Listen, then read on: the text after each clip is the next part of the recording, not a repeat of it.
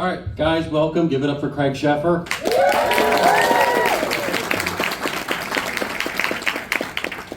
right, if anybody's got a question, raise your hand or shout it out so I can see you or hear you, please. It's not exactly ideal in here. If nobody's got anything, I'll kick it off. All right, never mind. I'll let you go. Just wanted to ask about, you recently played Richard Nixon on American Horror Story. Yeah. Want to see, like, what was your preference? Like, were you trying to just do it like an imitation? Like, did you listen to a lot of the tapes? Yeah, I listened to a lot of the tapes, and I watched him, like in his debates with Kennedy and all that stuff. So I was trying to, get his speech pattern and things like that. And then I was just trying to, find ways to find ways that his posture was a little like this. He had ways of talking, and I tried to just not necessarily mimic them, and then kind of let go and be in the moment. That's what we try to do. But yeah. But I had my chin, like bigger, and took my hair back. And, yeah, I wanted to do a few more things. I wanted to do a nose prosthetic, but they were just like didn't want to. They didn't also want us to age, which was kind of weird because. Yeah, it's over like years and years. It's over yeah. years and years. It takes me the whole way up until the time. It's from like 40. When Eisenhower was in office, which is late 40s, and it takes you the whole way, another 25 years, but I don't know, they have their way of doing things, so they were just like, no, we don't want to do that, and they didn't age Eisenhower either, so it was just interesting. So I grew up on a movie that was then, this is now a lot. It actually reminded me about myself and one of my friends who weren't exactly the most well-behaved teenagers, but I love that movie so much. I got it on DVD, but this question, that was like everywhere for a while. One day it just went away, so unless something I know about, is that movie considered out of print at the moment? Sure seems like it, doesn't it? I mean, it's weird because a bunch of people came today and mentioned that movie, which is pretty crazy because actually I did that 40 years ago this month. So I always liked that movie. I think it's a good one, but I think because it was a smaller budget than the other ones, and I mean, the biggest star is Morgan Freeman, and he's not the main part. But that was his first movie, interestingly enough. I don't know if you knew that, but before that, Morgan had done television, and he'd done The Electric Company, and that was his first movie role, and he played kind of my mentor in that. But yeah, I don't know. There are other movies I've done, like a movie called Split Decisions, a boxing movie, me and Gene Hackman and Jennifer Beals and several other people, and same thing. I was like, I've never seen that in like 10 years, and then showed up and played for 2 months, so I don't know. But is the company even around anymore that put it out? Well, it's Paramount. Oh, all right then. Yeah, Paramount made that. That was my first. I was on Broadway in 1983 in the Play of the Year and got Newcomer of the Year. Paramount signed me to a 3-picture deal. I was like 23, and that was the first movie of the 3-picture deal. And a river runs through it. Did you have to learn how to fly fish? Had you ever done that before? Never had. Grew up spending my summers at my grandparents' place on the river, but yeah, our family was not big fishermen. I remember bait fishing one time, and first time I caught a sunny and picked it up and screamed. These short things, and I was like, I'm done. I wish I had, been more a fisherman. But we went up to Montana. Brad and I took my truck, towed my motorcycle, and I don't think he even had a car at that point. He had just done Thelma and Louise, and so he was kind of not just starting, but not as established as I was. But we went up there a month early, and we had 2 of the best fly fishermen in Montana and America training us. So every morning we get up, we had to be at the stream almost like before dark some days, and we'd fly fish until noon, and then we go over to the house, you know, the McLean house in the movie. I don't know who's seen it or not, but the house in there is actually, the whole interior was built. Redford had the sets all built, so we got to actually rehearse on the sets. There were some that weren't sets that we also rehearsed in, but it's a rare luxury for actors. In those days, we did always have like a week of rehearsal. Nowadays, it's crazy. They fly you in the day before to save money on the hotel, and nobody's interested in the art anymore. I mean, It was beautiful watching you guys do that, because it was almost like you guys were dancing. oh yeah, I mean, honestly, I love casting a line. I just don't want to hook a fish. I don't like to hurt things. I'm like, I take spiders outside. That's the way I am. So, but like 10, I don't know how many years ago it was now, but anyway, on the 20th anniversary, me and Tom Skerritt and Redford came down to do interviews, and we went up to New Hampshire, and you know, I was out they wanted us to go fishing, so you know, I went out on the stream, but I just out there for 2 hours throwing that line around, because I do know how to do that and make it look real good. Twirling it and whoa. Yeah, but I enjoy that. There's something really meditative and cool about it. Yeah. Thank you. Loved Some Kind of Wonderful. We thought it was such a great movie. Thank you. And you played such a nasty character. So I'm just curious, you hear all rumors about John Hughes. How was he? Was he okay to work? Oh, John was great. John actually, like, kind of, I don't say discovered me, but from movies, even before I was on Broadway, I know I was like close to first choice for one of the movies before that, but so he cast me in Weird Science. It was between me and Robert Downey. Matter of fact, Robert Downey was on Rick Rubin. You know, if you guys know who he is, great podcast. He's a music producer. And Downey was on Rick Rubin like 2 weeks ago, and he said, well, how'd you get your start? And he goes, Craig Sheffer turned down Weird Science, and I got it, and the rest was history. And that's a true story. So. You could have been Iron Man. You missed out. And Dr. Doom. $40 million later. Fire in the Sky. Did you get to meet the original crew from 75 before you worked on it, or?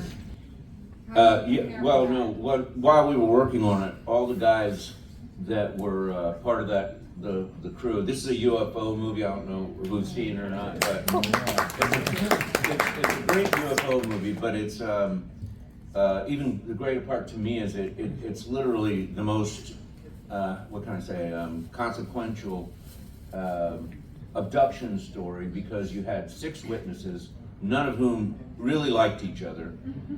They're out logging together. 2 of them are best friends, and the rest of them don't like each other, and none of them like me. I was the asshole again. But these 6 guys were in a truck, and coming back, and they all saw it. And can somebody like not talk out loud back there a little bit, or move outside? Is there something? Yeah, you got injured outside. Oh, somebody's injured. Okay, stay. It's just like, yeah. So these 6 guys saw. I mean, I got to meet them. They saw half the size of the football field the ship was. I mean, you're talking about a massive thing hovering about 40 feet above the ground over the forest. And the one guy, D.B. Sweeney plays, Travis, you know, got out of the truck, and all the guys are screaming for him to get back in. He got zapped by a beam, lifted him up, dropped him on the ground, and those guys just tore out. And his best friend was driving, Mike Rogers, played by Robert Patrick. And they went back to town, and nobody believed them. And they were about to charge them with murder. They had them all take lie detector tests. Well, they all passed, you know. And finally, 5 days later, Travis shows up like, I don't know, it's like 50 miles away. And, Yep. And there's no explanation, right? So it was considered like the most believable abduction UFO story. It's like, you know, and these guys also, they passed that test. They did another one so that was in '74, I think. So they passed that first one, they passed another one, somebody interviewed them in '83. And then we did that movie in '93 and they all came up and did another.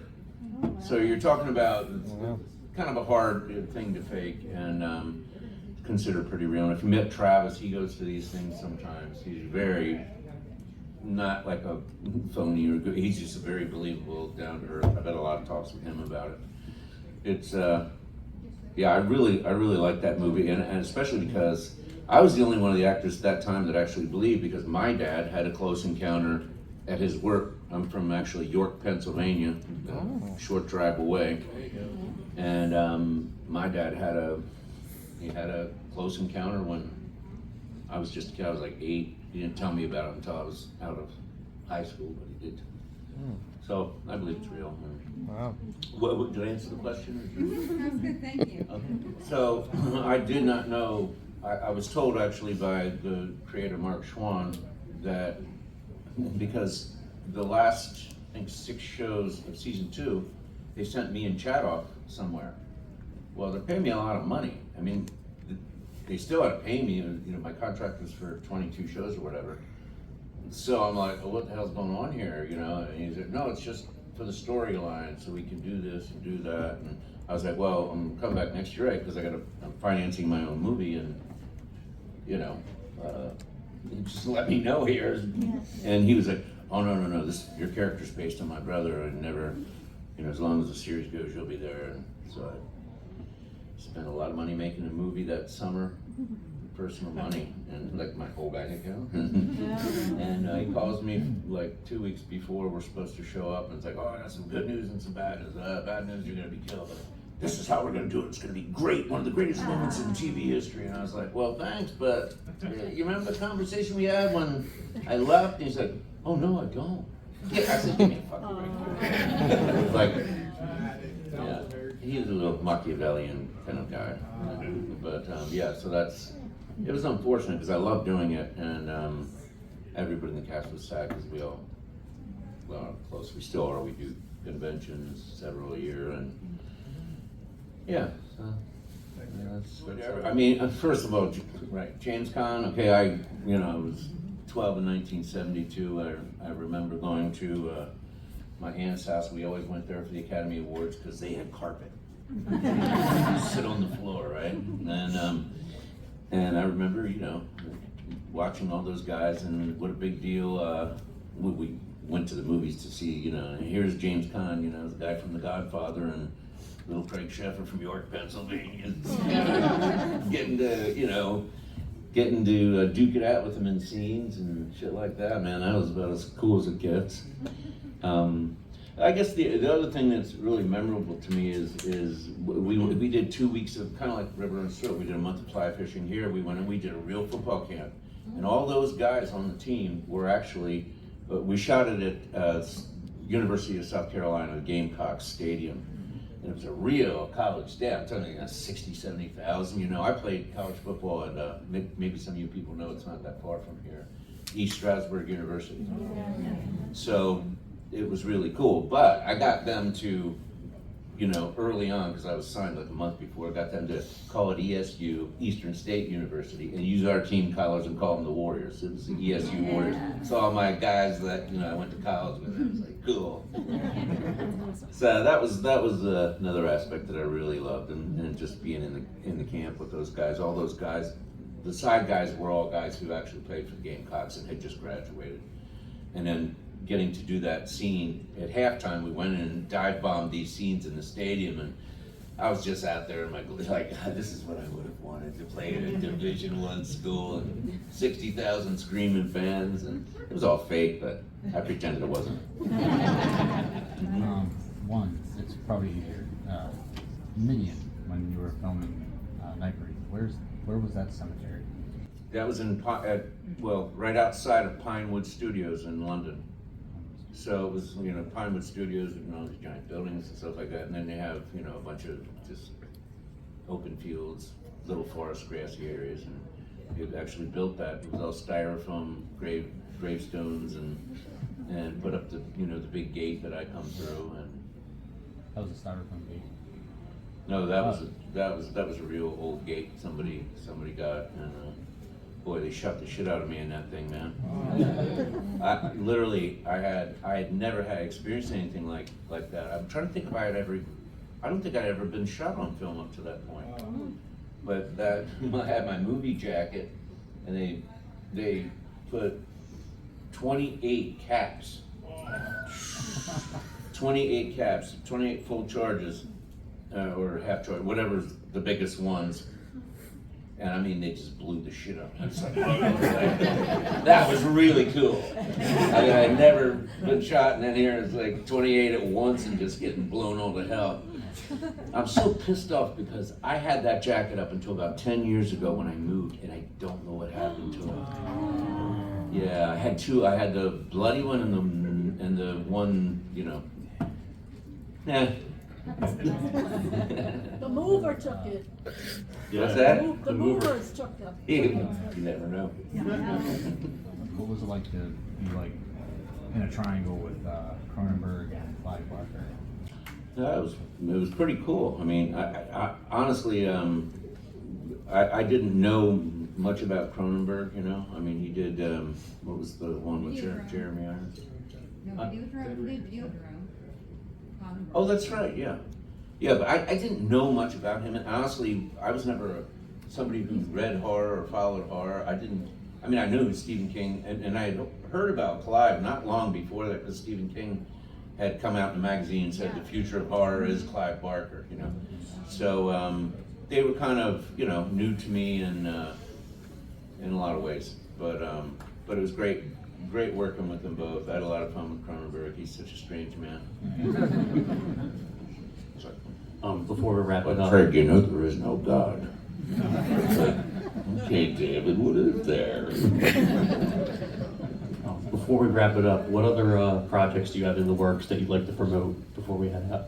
Well, I just did something called Jump. I don't know where the hell it's going. It's kind of like a, you know, stream. It'll be not a streamer, just a show, but I liked it. I had fun doing it.